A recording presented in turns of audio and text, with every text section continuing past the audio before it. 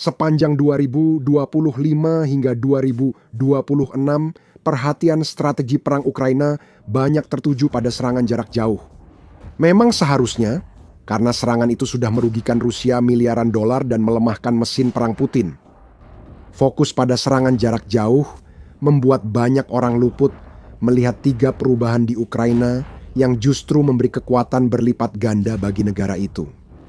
Putin tak mampu menghentikan situasi, sementara Ukraina makin kuat saat kelemahan Rusia terlihat. Menurut Profesor Darren Gerdas, profesor tetap bisnis di Universitas Charleston Southern, Gerdas juga menjelaskan, saluran YouTube Gerdas menyatakan ada 3 perubahan besar yang menandai Ukraina memasuki 2026 dengan niat melakukan segalanya secara berbeda dalam perjuangannya melawan Rusia. Anda akan mengetahui 3 strategi baru tersebut dalam video ini dengan strategi ketiga sangat penting bagi Ukraina. Inti analisis JERDA menyebut Ukraina memperkuat diri lewat 3 strategi baru. Kita melihat petunjuknya dari serangan jarak jauh mereka. Gerdas menceritakan serangan drone ke gardu listrik Moskow, aset pertahanan udara di Crimea, dan serangan serupa lain menandakan Ukraina melakukan hal berbeda. Sesuatu yang merupakan strategi baru pertama negara itu, yaitu mempercepat pengembangan teknologi dalam negeri. Gerdas menyoroti ini dengan membahas komentar terbaru Menteri Pertahanan Ukraina Mikhailo Fedorov pada 15 Januari. Sensornet melaporkan komentar Fedorov bahwa 50 dari 400 drone Ukraina menyumbang 70% serangan ke musuh dalam perang. Fedorov menggunakan poin tersebut untuk menyoroti kemungkinan di masa depan, dengan mencatat bahwa pengembangan 150 unit lainnya oleh Ukraina akan menyebabkan tingkat korban yang sangat besar bagi Rusia. Gerdas melihat hal yang sama dengan Fedorov, menandakan ia paham komentarnya. Profesor itu menyebut apa yang dilihatnya menunjukkan perubahan pendekatan Ukraina pada perang. Itulah prinsip Pareto, kata Gerdas. Prinsip Pareto atau aturan 20 menyatakan 80% akibat berasal dari 20% penyebab. Angkanya memang tidak sepenuhnya sesuai dalam kasus unit drone Ukraina, tapi itu tidak terlalu penting dibandingkan bukti bahwa prinsip ini sedang berlaku.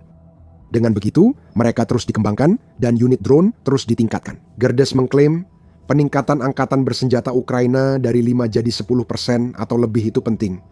Dan kedua orang punya pendapat masing-masing. Operator drone Ukraina, meski hebat, sebenarnya hanya sebagian kecil dari angkatan bersenjata Ukraina. Pada 24 Februari, Ukraina telah melatih sekitar 20.000 operator drone untuk perang. Jumlah ini kemungkinan kini lebih tinggi, meski sebagian operator mungkin sudah tewas akibat serangan Rusia. Namun, intinya tetap bahwa sekitar 20.000 itu hanyalah sebagian kecil dari 900.000 tentara aktif yang dimiliki Ukraina dalam militernya.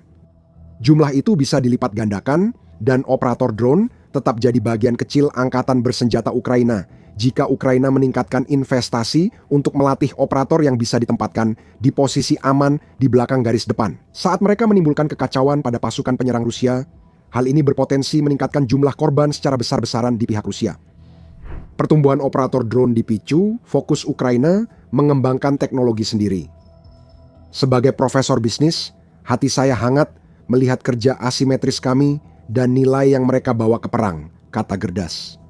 Dia menyoroti bahwa serangan asimetris dan cyber Ukraina membuat perang jadi terlalu mahal bagi Rusia untuk dilawan sesuai keinginan Putin. Menurut Presiden Ukraina Volodymyr Zelensky, ada 35.000 tentara Rusia yang tewas pada Desember dan semuanya terekam video. Ukraina membuat drone pencegat untuk menghancurkan syahid Rusia yang menurut Zelensky akan jadi bagian penting strategi pertahanan udara Ukraina. Bahkan dalam bidang kecerdasan buatan, Ukraina jauh lebih maju dibandingkan Rusia dalam hal memanfaatkan AI untuk kepentingannya, klaim Gerdas.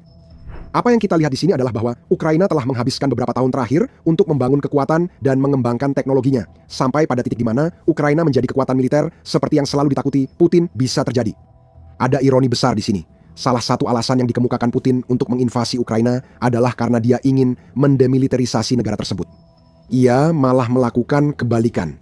Perang Rusia-Ukraina telah membuat musuh Putin menjadi kekuatan militer terkuat, paling maju teknologi, dan makin mandiri di dunia. Industri pertahanan Ukraina berkembang hingga kapasitas 5 miliar dolar sejak perang dimulai dan bisa tumbuh lebih besar dengan investasi yang tepat. Drone-drone yang dibangun sendiri oleh Ukraina bertanggung jawab atas sebagian besar korban yang kini dialami Rusia. Pada September, hampir 60% senjata Ukraina untuk melawan Rusia diproduksi di dalam negeri. Ini pencapaian besar bagi negara yang dulu sangat bergantung pada bantuan asing saat Putin menginvasi. Apa yang kita lihat di sini adalah militerisasi yang diklaim oleh Putin sedang terjadi, kini dipercepat ke titik di mana Rusia tidak lagi bisa melakukan apapun untuk menghentikannya. Hasil di medan perang sudah jelas. Jumlah tentara Rusia yang terbunuh oleh drone jarak pendek Ukraina mencapai rekor tertinggi.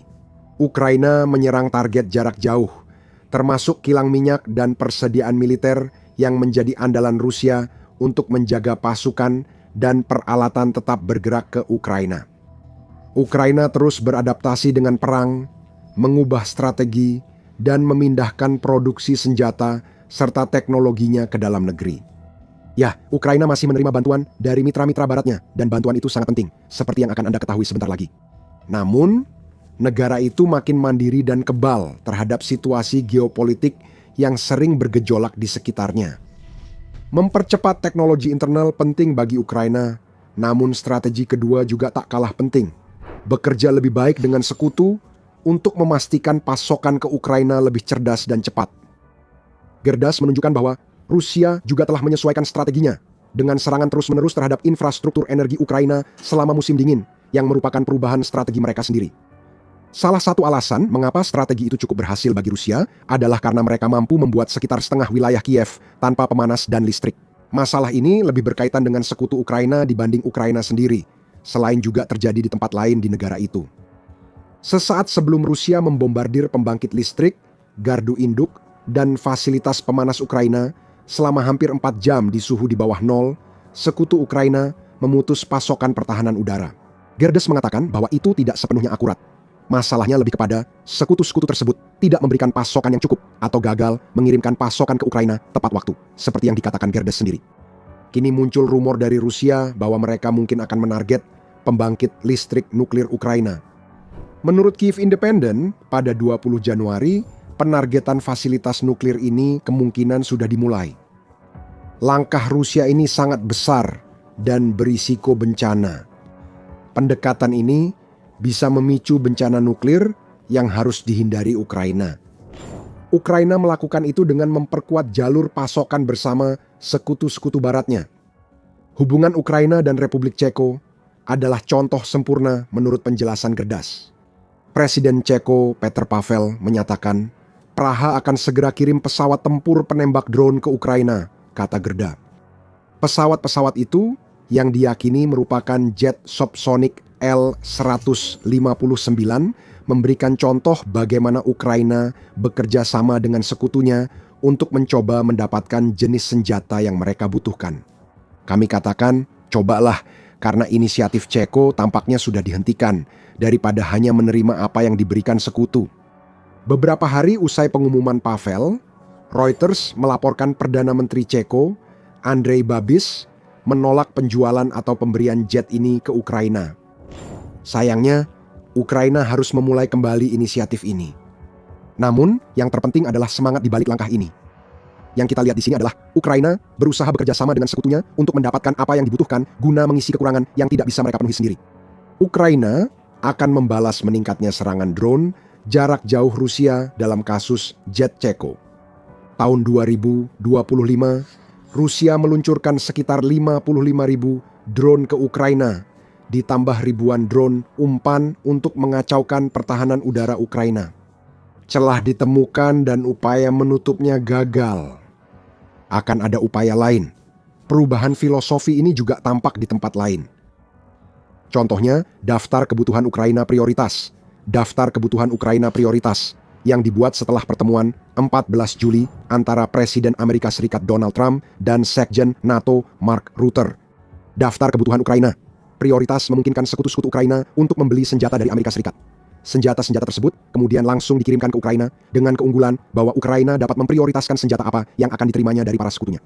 Bayangkan seperti daftar hadiah pernikahan, tapi isinya bukan peralatan makan atau dapur. Ukraina mendapat pertahanan udara, rudal, drone, dan perlengkapan lain untuk melawan serangan Rusia yang terus berlangsung. Fokus pada kebutuhan Ukraina, bukan pada perkiraan sekutunya, sudah membuat perbedaan besar.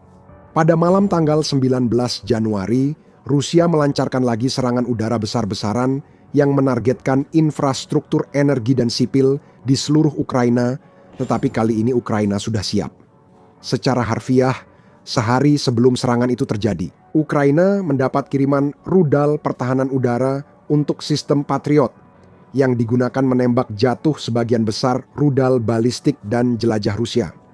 Ukraina belum pernah berada dalam posisi untuk menghentikan jenis-jenis rudal tersebut sebaik yang mereka lakukan pada tanggal 19 Januari.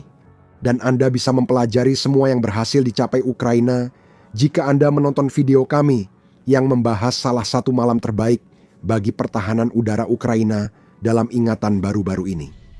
Efisiensi diterapkan pada jalur pasokan senjata barat, khususnya pertahanan ke Ukraina.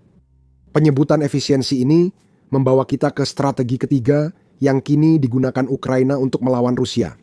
Seperti disebutkan sebelumnya, poin ketiga ini mungkin paling penting bagi ketahanan Ukraina melawan Rusia. Alasan untuk itu jelas terlihat dari strategi yang digunakan. Ukraina menggunakan personelnya dengan lebih efisien daripada sebelumnya, dan contoh sempurna dari efisiensi itu berasal dari arah Kupiansk. Rusia telah mencoba merebut kota di Kharkiv selama berbulan-bulan, baik karena kota itu memberikan pengaruh dalam negosiasi damai maupun karena bisa dijadikan sebagai simpul logistik. Hal itu mendukung upaya Rusia untuk maju lebih dalam ke Kharkiv dan merebut wilayah Donbas.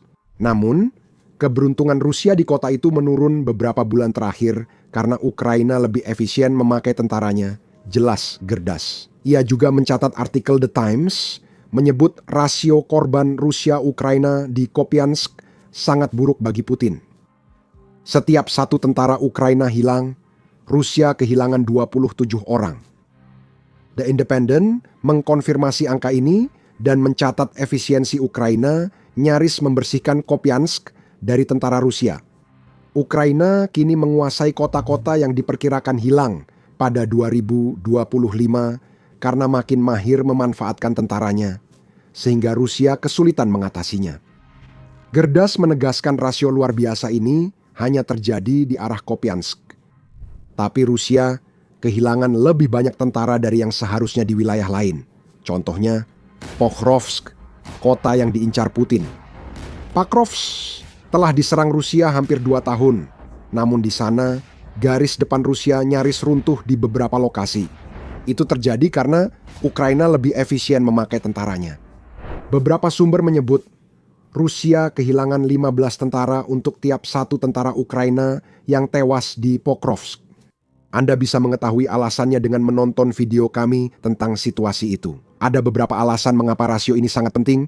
Gerdes menunjukkan salah satunya dengan mengatakan, biasanya Anda mungkin ingin berpikir tentang 1:2 atau 1:3 paling besar katanya saat membahas apa yang seharusnya diharapkan dalam tingkat korban antara pasukan penyerang dan pasukan bertahan.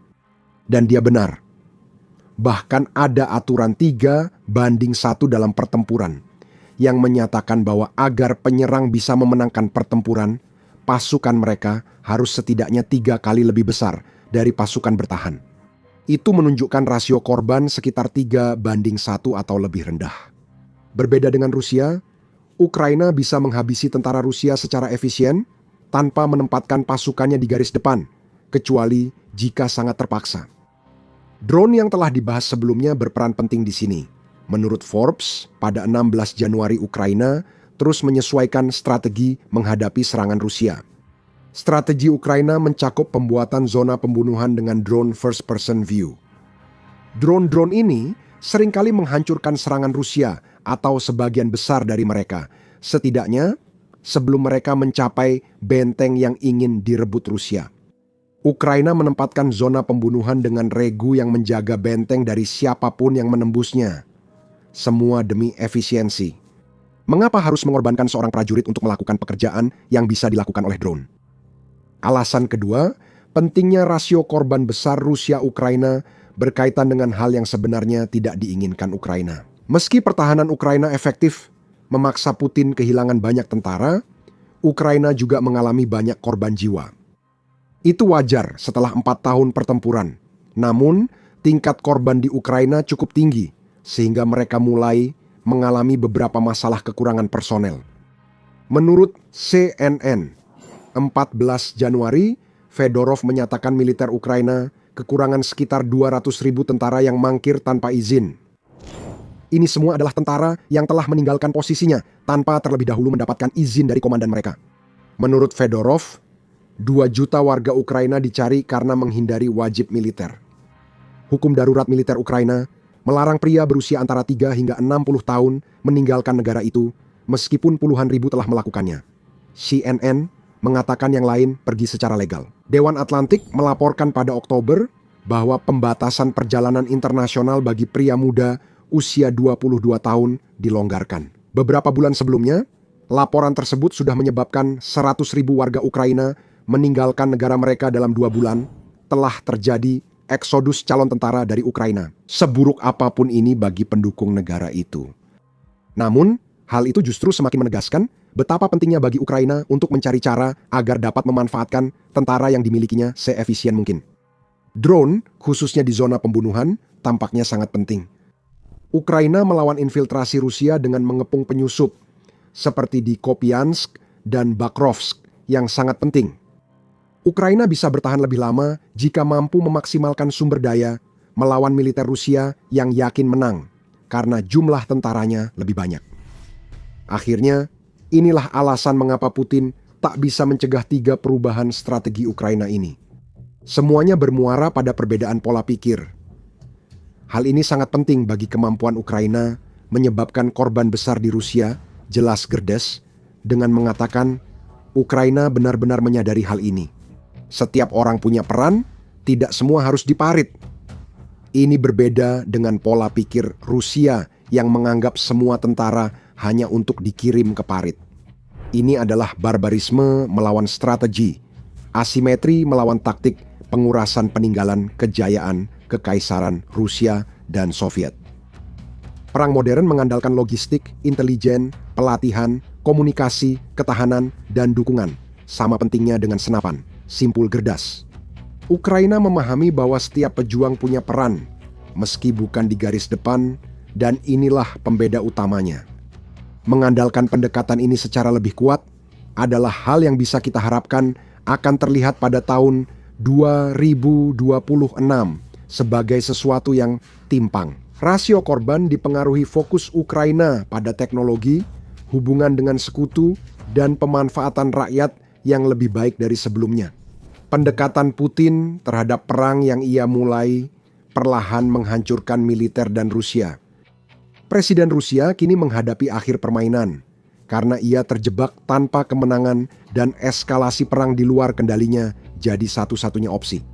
Cari tahu lebih lanjut di video kami, dan jika Anda menikmati video ini, jangan lupa untuk berlangganan The Military Show untuk analisis lebih lanjut tentang bagaimana Ukraina terus beradaptasi dengan perang yang ada di depannya, daripada bertarung dalam perang yang diinginkan Rusia. Terima kasih telah menonton.